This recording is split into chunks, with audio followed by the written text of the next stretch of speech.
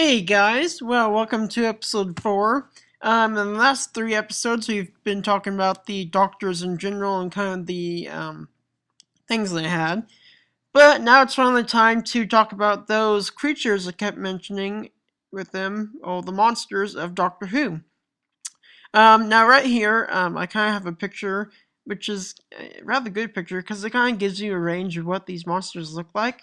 And most of these I will be talking about today. But yeah, so this is the episode where I will be talking about the monsters, and well, hopefully you'll figure out more about them, and well, hopefully when it comes to watching the series, you'll be able to notice them more, and also you'll be able to identify them out of watching Doctor Who. So I think the first one we should start with are the Daleks, since they were the first enemy the Doctor had to face. So let's start with them. Okay, so as I mentioned, these are the Daleks. Now, the Daleks were the very first enemy that the Doctor had to face, but they're also the greatest threat to the Time Lords. I also must add that these Daleks have changed completely over time, and I think they're one of my favorite monsters, to be honest, because, well, heck, just look at them, they're awesome.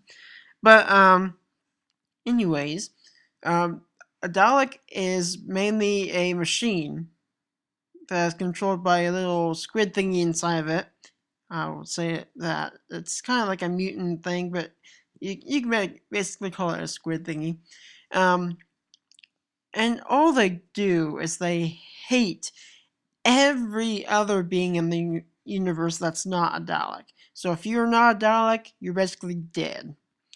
Um, so besides that, their main phrase is exterminate, or something like, or exterminate, annihilate, eliminate, as the older Daleks said. So the Daleks have been around for a long time, and they will be back for the 50th anniversary. But yeah, these are the Daleks, and man, they are they stick around for a long time. So that's the Daleks for you. Let's move on to the Cybermen next. Okay, so next we have the Cybermen. Now, if you look at the Cybermen, these are the newer kind of Cybermen, which they look awesome. But they're more like the if you look, they look more like the Iron Man suit. I've heard that a lot, and I kind of agree. But throughout time, they actually didn't look this good. They had some lesser fashioned armor, but basically the Cybermen are humans that have had their minds removed and put into a suit of armor metal like this, and they feel no emotions, no nothing. They are completely emotionless. And all the Cybermen plan to do is convert everybody else to their race and to make them have less emotion so they can rule the world or the universe or whatever they intend to do. Um, the Cybermen say the one thing that delete a lot, and they do delete people by either shooting them or using their palm to shock them until they're dead. So, that's kind of the Cybermen in a nutshell. Not too much to talk about them. So, I think the next monster we have up are the Sontarans. Now, the Sontarans, they kind of look like potato heads. You'd be right. But they are actually clone aliens of themselves. So if one Sontaran was the head of the entire Sontaran race, you would make complete clones of that Sontaran, and they would be almost exactly alike, except they'd have different names. But the Sontarans are clone duplicates of each other, but they still are like normal Sontarans. As you can see, the Sontarans wear helmets on their head, which most of the time is probably a good thing. But if you see the guy in the middle, he's the commander, so they have the right to remove their helmet because, according to Sontaran honor, the commander can do that whenever he feels. Now, the Sontarans have been against the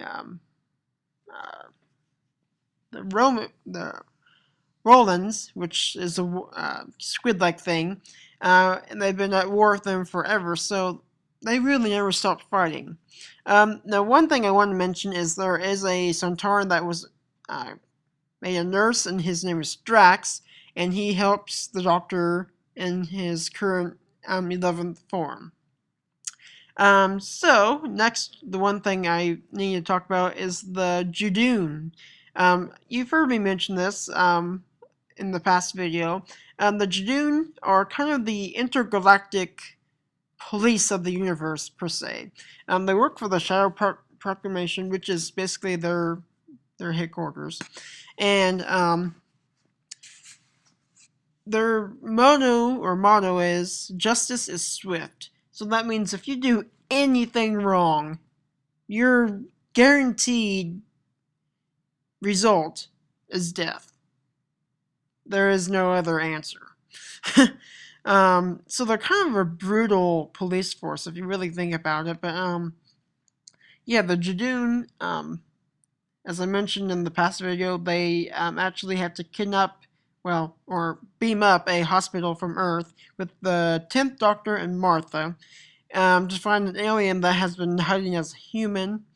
And they kind of rampage over the entire hospital, but at the end, luckily, they return to the hospital and everything's back to normal. Well, I wouldn't say normal, everything's back to where it's supposed to be. So, the Judoon, I would say, are very, very, very strict. So if you ever see them, don't mess with them. They are not to be trifled with. So I think the next enemy I should talk about, which I kind of like, are the Weeping Angels. Okay, so the Weeping Angels. Now, if you ask any Whovian about the Weeping Angels, you will say that they're probably one of the most scariest enemies in Doctor Who. The 10th Doctor has the most brilliant advice for anybody who ever sees a Weeping Angel. Do not blink. One blink and you're dead. That's because the Weeping Angels can either kill you or send you back in time so you can die before you're even born. So technically, you're not even born. The Weeping Angels, if you look at them, are stone. But once you look away, they advance to kill you. It's kind of a creepy statue staring at you, but then the statue's coming at you also. And I kind of like how the Weeping Angels they're kind of creepy, but that's kind of the good part about it because they can be anywhere. I mean, you think if you have a square and you have a statue, technically that is a Weeping Angel. And even in Series 7, we found out the Statue of Liberty is in fact a weeping angel. So, yeah, the Weeping Angels are really, really creepy, but they're like really, really awesome enemies for the Doctor. So the next enemy is the Silence. Now, the Silence are almost as creepy as the Weeping Angels are, because the Silence, once you look away from them, you don't remember them at all.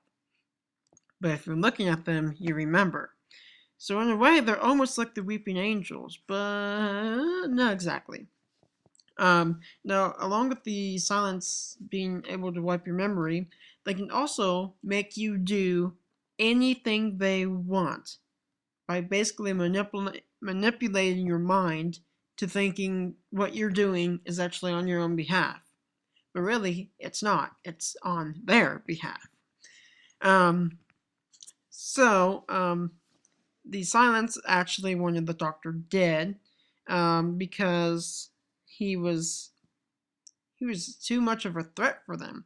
But um, the, the Silents are a really, really good enemy because at one point they actually almost do destroy the Doctor. They technically blow up the TARDIS at one point with River Song inside of it. But luckily the Doctor saves it. But the Silence is the kind of the enemy that is wanting the Doctor dead for good. So the next enemy we have is the Vampires of Venice. Now, the name of these creatures, I don't exactly know. They don't really mention them too much. They just mention them more as the Vampires of Venice, which I'll stick with. But yeah, they're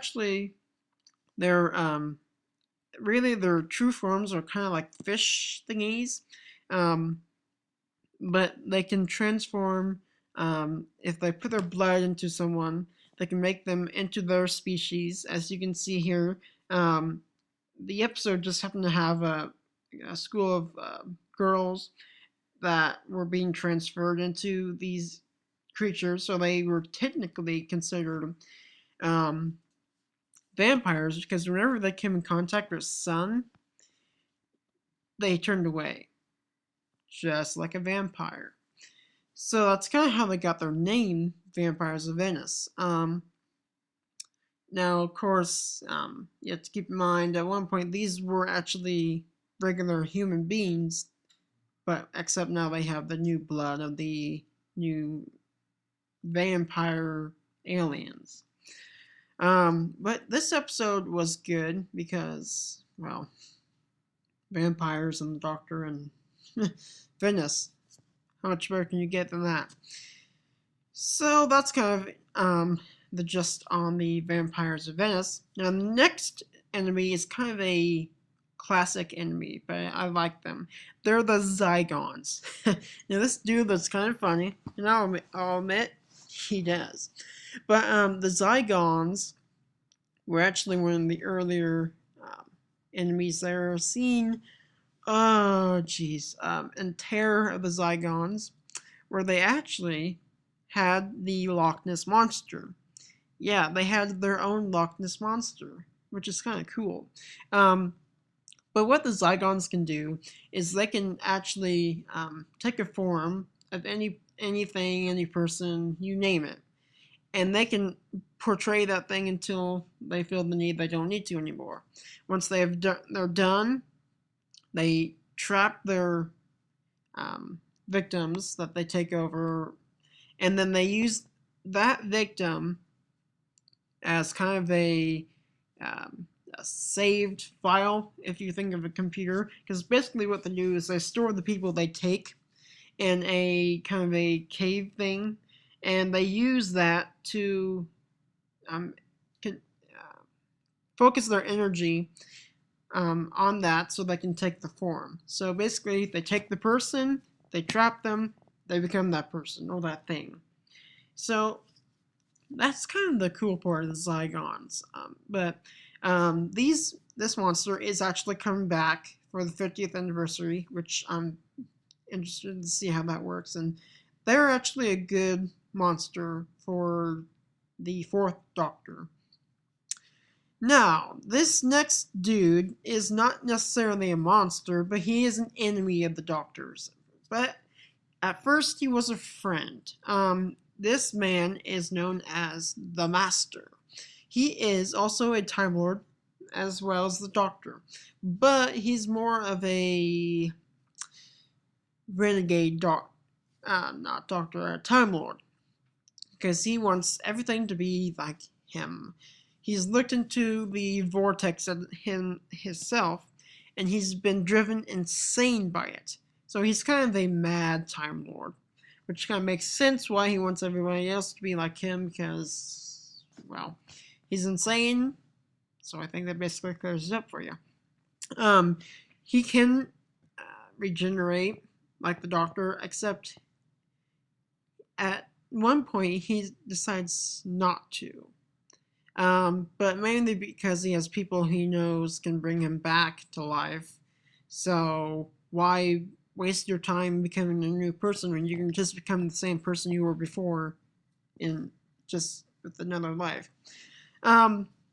So he actually does save the Doctor, though, in the end of time, from the Time Lords, and he's kind of, it's hard to say because really he was a friend of the Doctor, but at the same time he's the enemy of the Doctor. So it's kind of complicated, but if you really think about it, the Master always wanted the Doctor dead. So this next enemy here is the Slitheen, and man, are they an ugly looking monster. These creatures are rather disturbing because they actually kill people, and once they kill the people, they use their skin as a suit. It's really disturbing, but that's what they do. And the thing on the neck, if you see there, that's kind of their compressor. So whenever they're in that suit, they stay in it perfectly. But the only weird side effect to this is whenever they have a bad compression, it sounds like they're farting. So, besides being disturbing, they're also very inappropriate. But the Slitheen, if you destroy them, they end up being piles of gloop everywhere, which is really nasty. But the one thing they don't like is vinegar and, well, anything like vinegar. So yeah, the Slitheen, what a ugly, weird enemy of the Doctor. So next we have the enemy Davros. Now, as you remember, I think it was the first one I did, the Daleks. He's actually the creator of the Daleks. He actually used his own body to actually make the Dalek structures that they use, and without him, the Daleks would not exist.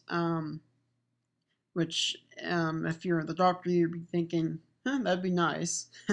But no, it's rather, it's a bad thing that he's around. But throughout the years of Doctor Who, he's lived and died, but somehow he always seems to come back because I think the Daleks are rather protective of him, so they always have a way of restoring him back to his normal self. But I believe Davros actually really for good dies in series 4 of Doctor Who, because well, everything's blown to pieces. So that's basically Davros for you. So the next monster is the Ice Warriors. Now the Ice Warriors are actually creatures from the planet Mars. They are more of a military styled monster because they all are, I guess in a way, they're soldiers basically. And they have ranks and they have honors and they have duties that they feel they need to complete. And Um, they're harsh monsters or creatures to deal with because they're so concerned with their code of armor and so forth. But the Ice Warriors, they can be dangerous if you encounter them because, well, yeah, they'll do anything to kill you. And their motto is, if you harm one of us, you harm all of us. So if you kill one Ice Warrior, that means the rest of the Ice Warriors are going to come and kill you, basically. So don't mess with an Ice Warrior. Whatever you do, I would not mess with one. So that's basically what the Ice Warriors are. Um, so the next monster would be the Ood. Yes, the Ood. They're rather odd. Ood odd. Um, but yeah, because if you see, he has those little tentacles on his mouth, and the orb. I know it's not fully shown here, but the orb is actually his thing where what he uses to talk, because it's actually that thing is connected to his um brain, so that's how he talks. Because his brain has actually been removed, but where it's a little creepy because the brain technically is inside that thing, but technically it's not. So I know it's a little confusing, but it's weird. The Udo are kind of a slave race. They like to serve, which is kind of weird, but okay. But they also do have. They are a great, intelligent race, and most of the high Ood can actually join together and see through time if they are allowed. That is. So that's basically the Ood. Next monster we have are the Silurians. The Silurians were actually the first creatures on the planet. Um, so, like, when the Doctor meets them, I think the first time he meets them is, I want to say, his third form, Pertwee era. Um, Things don't go so well because, of course, humans, whenever they see something like alien like this, which really they're not alien, they're actually from Earth, they go a little crazy. So they actually end up killing off the first um, fleet of Silurians. But then once the 11th Doctor actually met them again, he had to convince most of them that even though he knows the humans um, want, wanting to kill them, he thinks that the Silurians and the humans can form a bond and share the planet together in harmony. If that happens, it'll be interesting, but so far throughout the series, I've never seen that actually happen.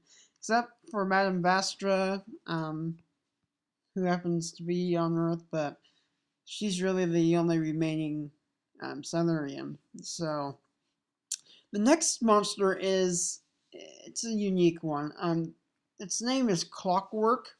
Now these things, they look a little carnivalish, and really they do. The only thing is, what they do is they have the capability of punching into anybody's um, time stream and infiltrating it to use it for their own needs or their own necessities. For instance, they broke into a um, Queen Pompeii. No, well, it's if you go to the episode guide of series 2, Madame D Pompadour. There we go. Um, they actually break into her time stream and try to use it for their own needs, and um, they're not really a good race to mess with. If you mess with them, you better hope they're on your side, because if they're not, you're going to be killed in an instant. That's how dangerous they are. So, um, next we have the Smilers. These are creepy things. Um, because at first, you see the face right now. At first, it's just if you think of a plastic doll or something, how it has that smiley face. Um, that's what they start off of. But if you make them mad or something, their face turns to a slightly madder face.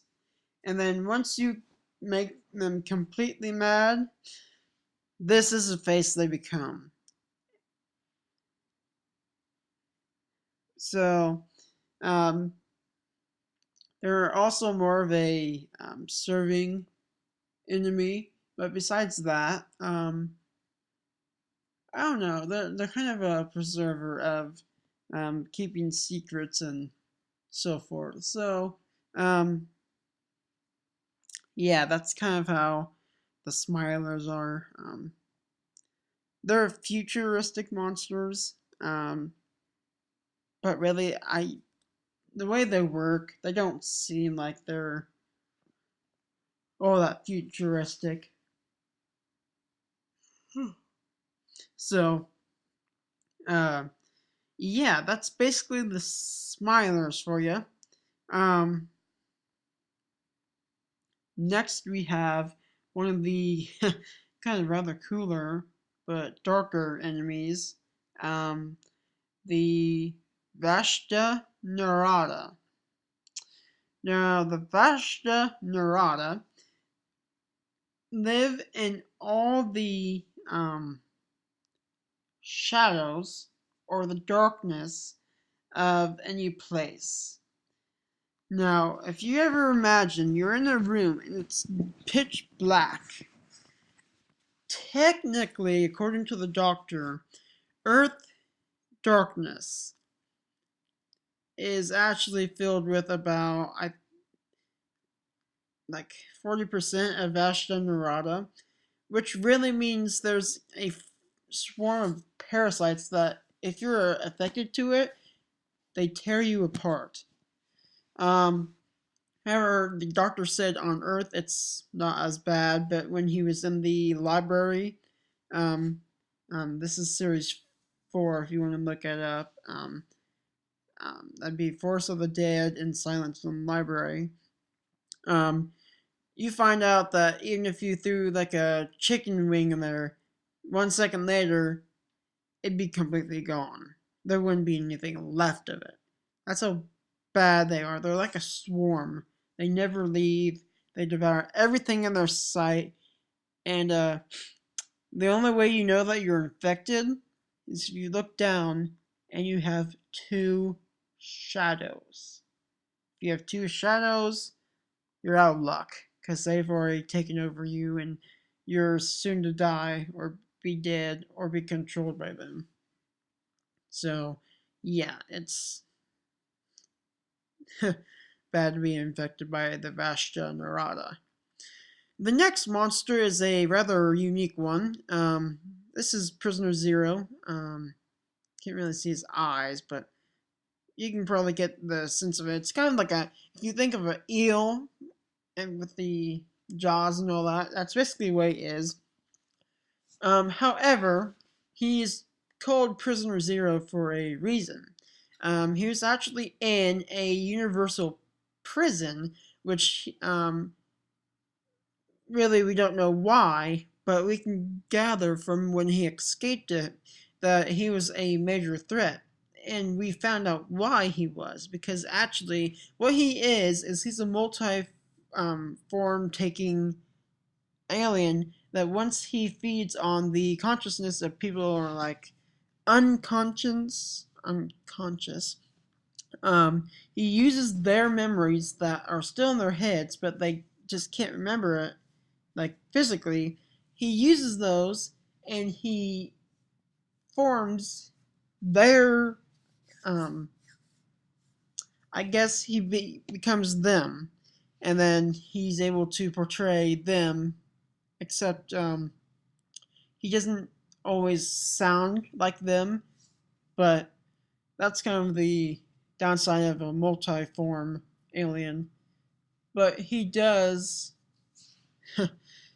he's a clever alien, I'll say that, but it's a I don't know, it's a scary thing to think that you're being replaced by a alien that stalks you when you're passed out.